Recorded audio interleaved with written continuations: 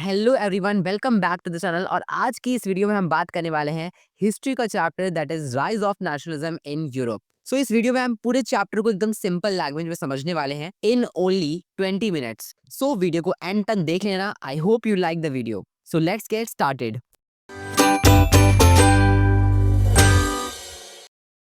Chapter की शुरुआत होती है फ्रेडरिक सोरियो, जो कि एक फ्रेंच आर्टिस्ट थे, उनके 1848 में बनाए गए एक आर्ट वर्क से, यानी कि एक पेंटिंग से, जिसका नाम था the pact between the nation. इस पेंटिंग को देखकर एक चीज क्लियर होती है, ये एक विजन था उनका, ये एक इमेजिनेशन था एक ऐसे फ्यूचर का जहाँ पर डेमोक्रेसी आ चुकी है, राजा रानी का राज यानी कि मोनार्की खत्म हो चुकी है और यहाँ पर डेमोक्रेटिक और सोशल रिपब्लिक का राज है। सो इस पिक्चर में अलग अलग नेशंस के लोग एक प्रोसेशन में मार्च कर रहे हैं, यानी कि एक लाइन में मार्च करते हुए दिखाई दे रहे हैं। हर नेशन के लोग अपने अपने फ्लैग्स को लेकर चल रहे हैं, अपने अपने नेशन को रिप्रेजेंट कर रहे हैं। इस पेंटिंग में सबसे आगे है यूनाइटेड स्टेट्स और स्विट्जरलैंड के नेशन, जबकि उनके पीछे चल रहे हैं फ्रांस, जर्मनी। और ये सारा का सारा जो प्रोसेशन है, ये मार्च है, ये एक स्टैचू की तरफ आगे बढ़ रहा है जिसका नाम है स्टैचू ऑफ लिबर्टी। ये स्टैचू ऑफ लिबर्टी फ्रीडम का यानी कि स्वतंत्रता का सिंबल है। इसके एक हाथ में टॉर्च है जो नॉलेज को रिप्रेजेंट कर रही है, जबकि दूसरे वाले हाथ में एक मैन राइट्स का चार्ट है, यानी कि मानव अधिकार का चार्ट है। इस पिक्चर को और ध्यान से देखने पर ये दिखता है कि नीचे की साइड में ब्रोकन चेन्स यानी कि टूटी हुई चेन्स पड़ी हुई है, क्राउन्स पड़े हुए हैं, जो कि सिग्निफाई कर रही है कि लोग मोनार्की यानी कि राजा रानी के ऑपरेशन से, दबाव से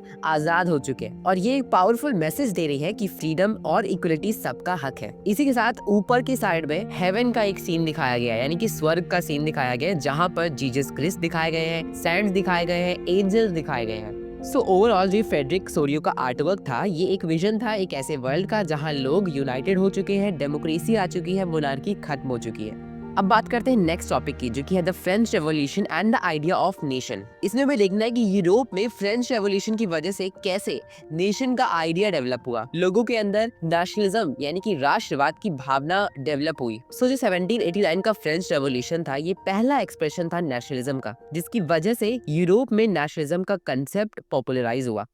नेक्स्ट था transfer of sovereignty from monarchy to body of French citizen. इसका मतलब है कि पूरी अथॉरिटी यानी कि पावर जो पहले राजा और रानी के पास थी, यानी कि मोनार्की की फॉर्म में थी, वो अब फ्रेंच सिटीजन्स के हाथ में चली जाए, यानी कि मोनार्की का रूल खत्म हो जाए।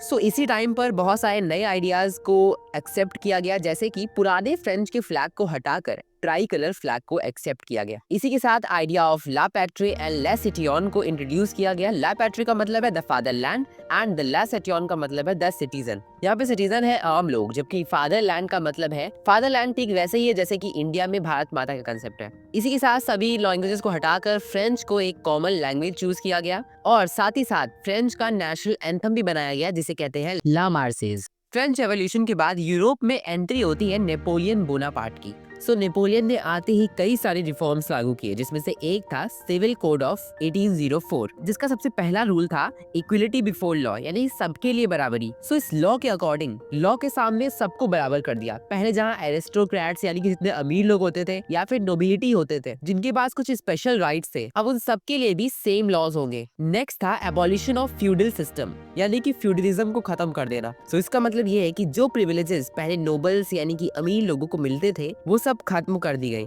अब कॉमन पीपल को भी लीगल राइट्स मिलेंगे, मतलब अब सब बराबर है। और इसी फ्यूडल सिस्टम का पार्ट था सर्फडम, इसे भी खत्म कर दिया गया।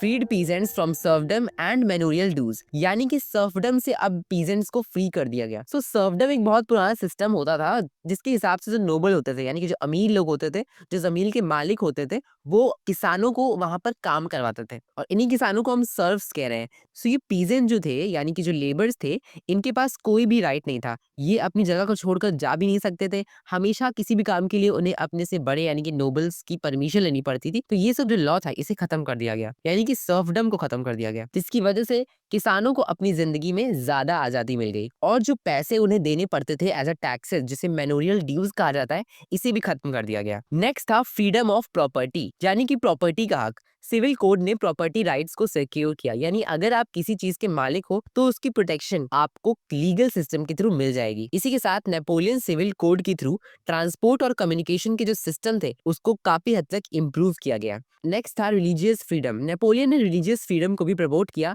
हर किसी को अपने रिलीजन को फॉलो करने का हक दिया। सो अब हर लॉ के कुछ पॉजिटिव और नेगेटिव एस्पेक्ट्स तो होते ही हैं, राइट। नेपोलियन के सिविल लॉ को भी कुछ लोगों ने क्रिटिसाइज किया।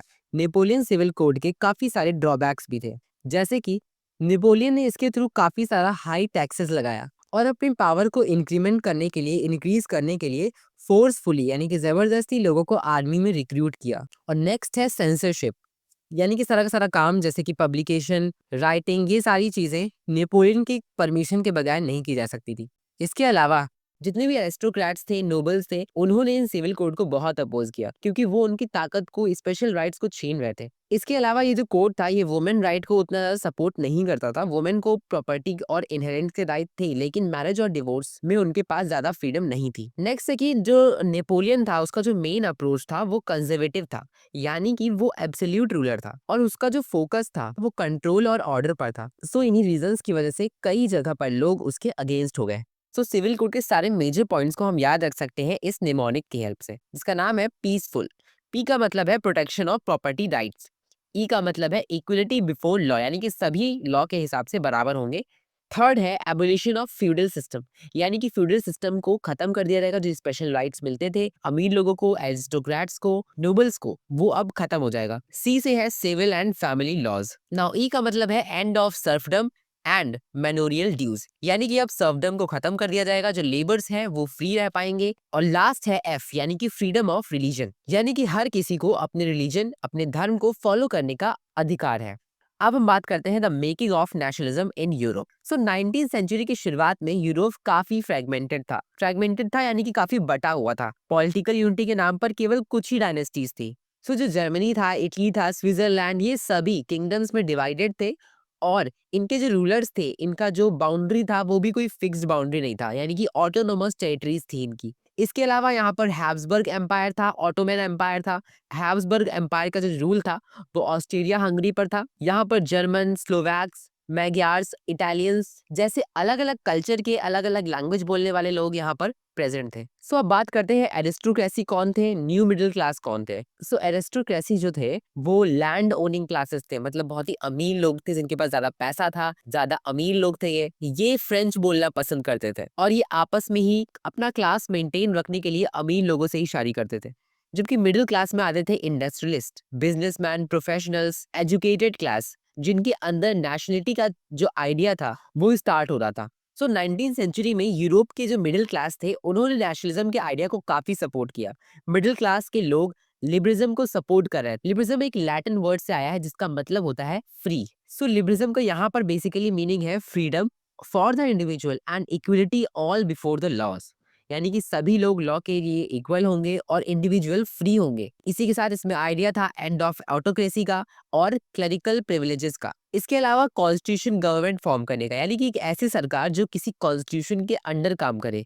और नेक्स्ट था इकोनॉमिक लिबरलिज्म, यानी कि फ्री ट्रेड और कस्टम ड्यूटीज को अबॉलिश करना, यानी कि फ्रीली लोग मार्केट्स में जा सकते हैं, अपना प्रोडक्ट बेच सकते हैं और जो रेस्ट्रिक्शन लगाई जाती थी कैपिटल्स पर, गुड पर, उसको खत्म कर देना। सो ज़ोल्वेरिन एक तरीके का ग्रुप था कई सारे कंट्रीज का जो कि ट्रेड को सिंप्लीफाई करने के लिए किया गया था।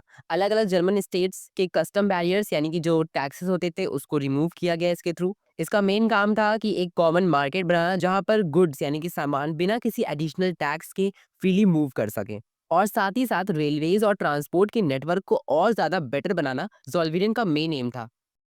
इसके बाद शुरुआत होती है न्यू कंजर्वेटिज्म की आफ्टर 1815। 1815 के बाद यूरोप में कंजर्वेटिज्म का एक इंपॉर्टेंट पॉलिटिकल आइडिया शुरू हो गया। चलिए डिटेल में समझते हैं कि कंजर्वेटिव्स कौन थे, उनका क्या एम था और यूरोप पर उनका क्या इम्पैक्ट पड़ा। तो कंजर्वेटिव्स वो लोग थे जो ट्रेडिशनल इंस्टीट्यूशन को प्रोटेक्ट करना चाहते थे, यानी कि वो पुराने जो रीति रिवाज थे, ट्रेडिशंस थे, उनको प्रोटेक्ट करना चाहते थे। ये लोग मोनार्की को मेंटेन करने में विश्वास रखते थे। ये लोग मानते थे कि चेंजेस तो होना चाहिए, लेकिन जो पुराने ट्रेडिशंस हैं उनमें कोई चेंज नहीं होना चाहिए। और ये लोग नेपोलियन को बहुत अपोज करते थे। सो 1815 में नेपोलियन बोनापार्ट की हार के बाद यूरोप के मोनार्क्स और कंजर्वेटिव्स एक कॉन्फ्रेंस के लिए इकट्ठा हुए। इस मीटिंग को वीना कांग्रेस कहते हैं, जिसमें बहुत सारे यूरोपियन पावर्स ने पार्टिसिपेट किया, जैसे कि ब्रिटेन, रशिया, प्रशिया, ऑस्ट्रिया। इस मीटिंग का मेन एम था मोनार्कीज को रिस्टोर करना, जो कि नेपोलियन ने खत्म कर दी थी, और न्यू पॉलिटिकल बाउंड्रीज को बढ़ाना। सो ये लोग मिलकर 1815 में एक ट्रीटी का साइन करते हैं, जिसे हम कहते हैं ट्रीटी ऑफ वेना 1815। सो इसका फर्स्ट पॉइंट था रिस्टोरेशन ऑफ मोनार्की। सो इसमें बर्बन डायनेस्टी को वापस से रिस्टोर किया गया फ्रांस में, जो पहले नेपोलियन की वजह से खत्म हो चुकी थी। सेकंड था redrawing of European boundaries. So France ने जो भी टेरिटरीज नेपोलियन के टाइम पर एनेक्स करी थी, यानी कि जीती थी, उनको छीन लिया गया। बेल्जियम और नाइदरलैंड को कंबाइन कर दिया गया, फॉर्म किया गया the kingdom of Netherland, which include Belgium in north और Genoa in south. Third point था स्ट्रेंथनिंग द मेजर पावर्स। इसके हिसाब से प्रूशिया को वेस्टर्न फ्रंटियर्स की टेरिटरीज दे दी गई, जबकि ऑस्ट्रिया को नॉर्दर्न इटली का कंट्रोल दे दिया गया। इसी के साथ ईस्ट में रशिया को पोलैंड का पार्ट दिया गया और Prussia was given to the part of Saxony. Next था पनिशमेंट टू फ्रांस। फ्रांस पे हाई फाइन लगाया गया, जिसे हम इंडेमिटी कहते हैं। और लास्ट है जर्मन कन्फेडरेशन, यानी कि जर्मन कन्फेडरेशन में 39 स्टेट थी, जो कि नेपोलियन ने बनाई थी। इसमें कोई भी चेंज नहीं किए गए। सो ये थे ट्रीटी ऑफ वीना के कुछ इंपॉर्टेंट पॉइंट्स। अब बात करते हैं द एज ऑफ रेवोल्यूशंस की, जो कि स्टार्ट होती है 1830 से और चलती है 1848 तक। सो जुलाई 1813 में फ्रांस के किंग बर्बन को ओवरथ्रो कर देते हैं, यानी कि हटा देते हैं, और कॉन्स्टिट्यूशनल मोनार्की को एस्टैब्लिश करते हैं, जिसमें लुई फिलिपी को न्यू किंग बनाया जाता है। इसी टाइम पर जुलाई रेवोल्यूशन होता है, जिसकी वजह से बेल्जियम जो है वो यूनाइटेड किंगडम ऑफ नीदरलैंड से अलग हो जाता है और एक इंडिपेंडेंट बन जाता है इन 1931। इसी के साथ 1821 में ग्रीक में भी इंडिपेंडेंस के लिए स्ट्रगल हो रहे थे, और 1832 में ट्रीटी ऑफ कॉन्स्टेंटिनोपल के हिसाब से ग्रीस को इंडिपेंडेंट नेशन डिक्लेयर कर देते हैं। नेक्स्ट टॉपिक है romantic imagination and national feeling. So romanticism एक कल्चरल मूवमेंट था जो 18 और 19 सेंचुरी के दौरान डेवलप हुआ। इसका मेन फोकस था लॉजिक के बदले, रीजंस के बदले इमोशंस और इंस्टीट्यूशन पर फोकस करना। सो रोमांटिसिज्म ने नेशनलिज्म को एक नई एनर्जी दी, जिसमें आर्ट, पोएट्री, सॉन्ग्स, म्यूजिक और स्टोरीज इन्वॉल्व थी। इन सब का यूज करके लोगों के बीच नेशनल प्राइड, यानी कि नेशन के प्रति प्रेम और आइडेंटिटी को डेवलप किया गया, और लोगों के अंदर नेशन के लिए फीलिंग्स को जगाया गया।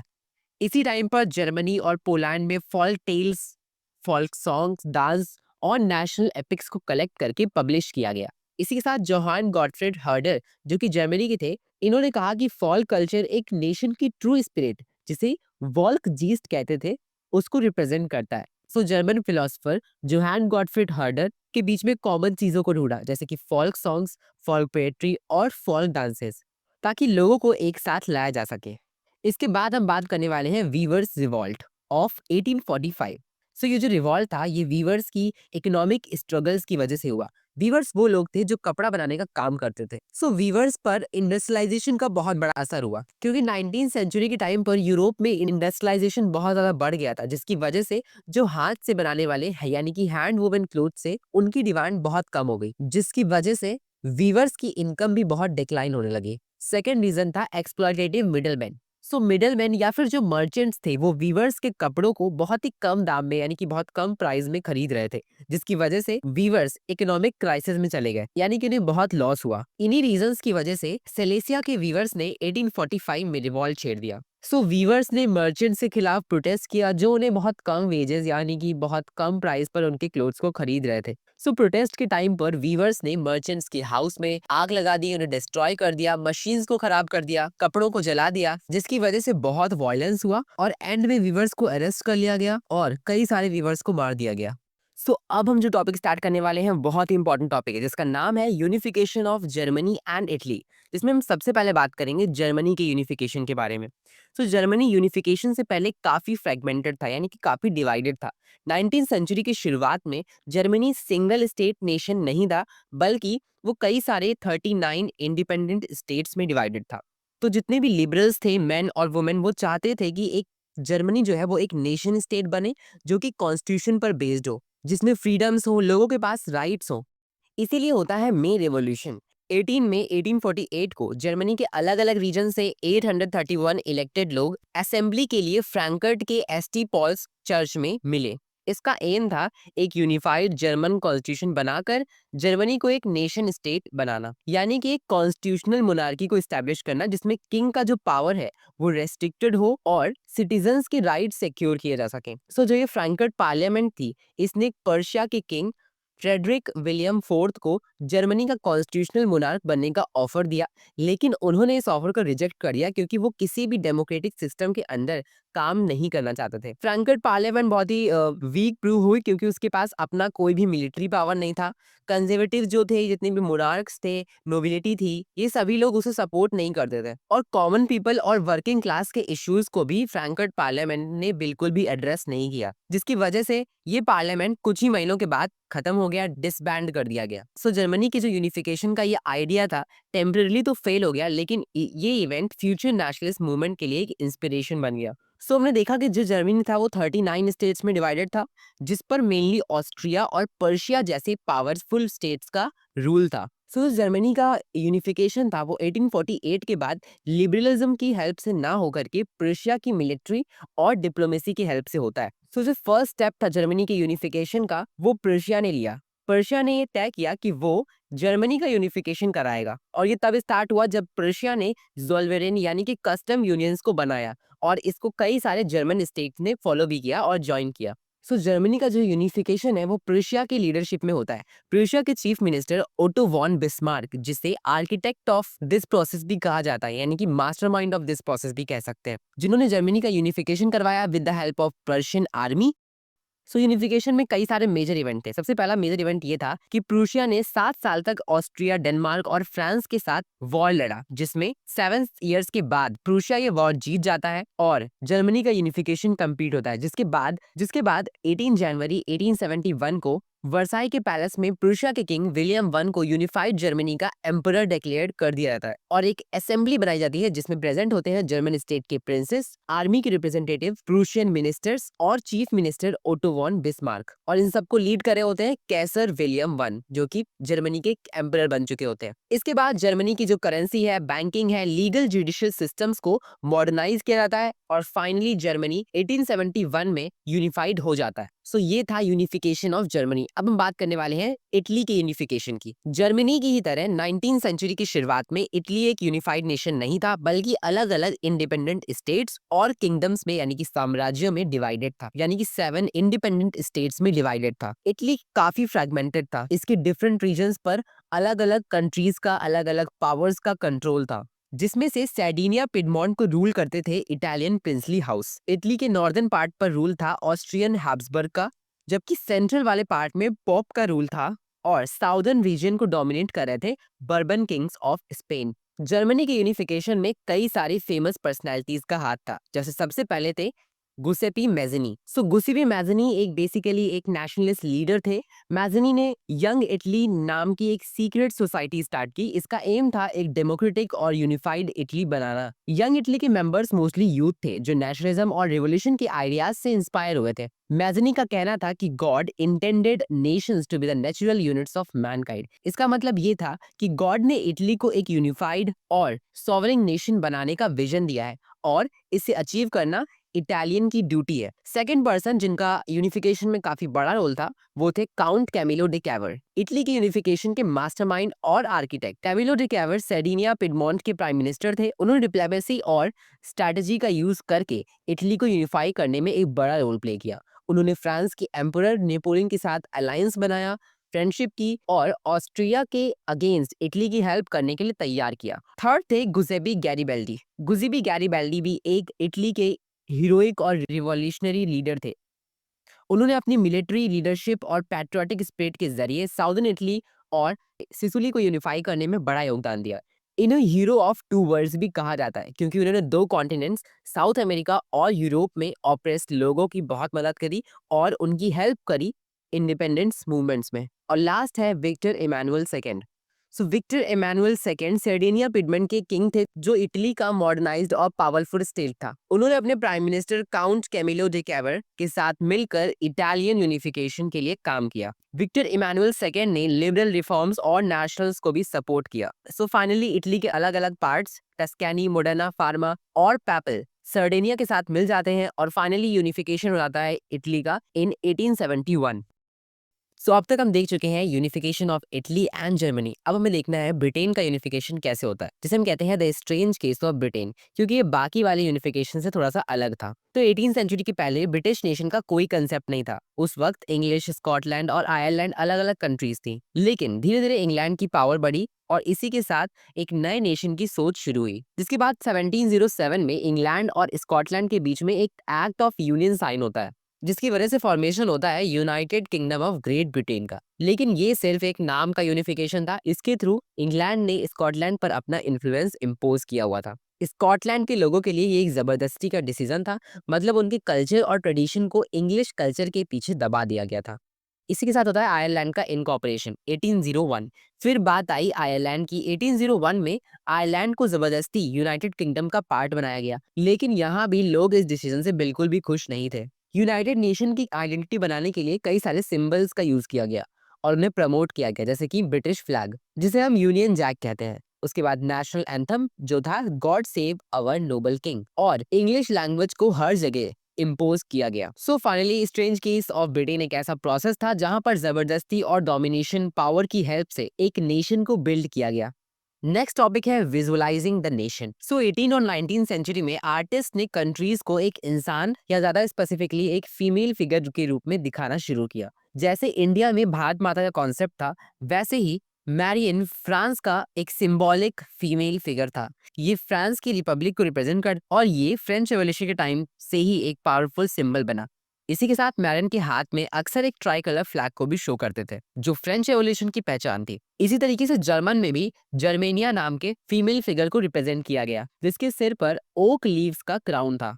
और ऐसे ही फीमेल फिगर्स को, सिंबल्स को जो किसी कंट्री को रिप्रेजेंट करते हैं, उन्हें एलेगरी कहा जाता है। सो अब बात करते हैं इस चैप्टर की लास्ट टॉपिक की, that is nationalism and imperialism. सबसे पहले समझते हैं कि नेशनलिज्म का मतलब क्या होता है। नेशनलिज्म का मतलब है अपने देश, कल्चर और आइडेंटिटी के प्रति लॉयल रहना। ये लोगों को यूनाइट करता है एक नेशन के अंदर।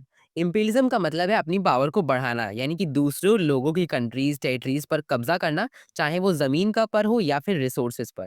अब सोचो, जब एक देश अपने नेशनल प्राइड के चक्कर में दूसरे कंट्रीज पर कब्जा करने लगेगा तो क्या होगा।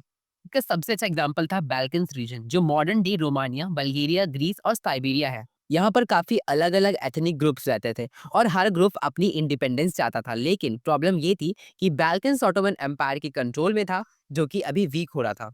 इसी की दूसरी तरफ यूरोपियन पावर्स जैसे कि रशिया, ऑस्ट्रिया हंगरी, जर्मनी और ब्रिटेन यहाँ अपनी पावर बढ़ाने के लिए लड़ रहे थे। रशिया नेशनलिज्म को सपोर्ट करा था, जबकि ऑस्ट्रिया हंगरी उन्हें दबाना चाहता था। रिजल्ट कांस्टेंट कन्फ्लिक्ट्स यानी कि वॉर्स। सो नेशनलिज्म ने लोगों को अपनी आजादी के लिए लड़ने का जज्बा दिया और इंपीरियलिज्म ने यूरोपियन पावर को मौका दिया कि वो अपनी पावर्स को बढ़ा सकते हैं, दूसरों की कॉलोनीज पर, दूसरों की कंट्रीज पर कब्जा करके। यही कंपटीशन 1914 में एक बड़ा डिजास्टर बन गया, जिसे हम कहते हैं world war first. So this chapter is over. So आपको वीडियो कैसा लगा कमेंट में जरूर बताना। अगर वीडियो पसंद आया तो लाइक करना, शेयर करना, सब्सक्राइब करना। मिलते हैं अगली वीडियो में, तब तक के लिए टेक केयर, बाय बाय।